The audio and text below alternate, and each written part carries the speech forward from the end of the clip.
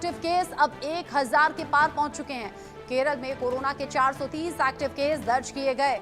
MP में corona के 2 और केसेस सामने आए हैं। महाराष्ट्र में कोरोना के 209 मामले सामने आए हैं। दिल्ली में कोरोना के 104 केसेस दर्ज किए गए।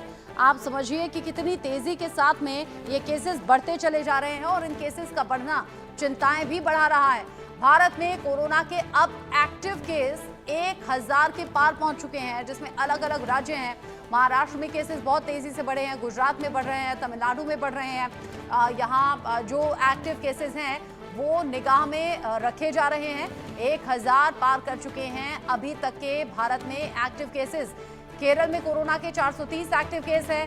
महाराष्ट्र में कोरोना के 209 मामले सामने आए हैं। दिल्ली में कोरोना के 104 केसेस दर्ज किए गए हैं। भारत में बढ़ता हुआ कोरोना एक बार फिर से आफत लेकर आ रहा है। इस आफत से बचने के लिए आपको अपनी तरफ से भी एहतियात बरतने होंगे। देश में तेजी से पैर पसार रहा है कोरोना वायरस। महाराष्ट्र में तेजी से कोरोना के मरीज अब बढ़ने लगे हैं।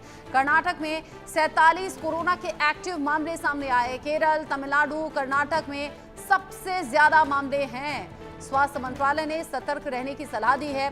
सोशल डिस्टेंसिंग का पालन करना है। जो लोग अब कोरोना पॉजिटिव सामने आ रहे हैं उनकी ट्रैवल हिस्ट्री भी खंगाली जा रही है। क्या वो बाहर किसी विदेश से यात्रा करके आए हैं या फिर क्या यहाँ रहते हुए ही उनको कोरोना हो गया?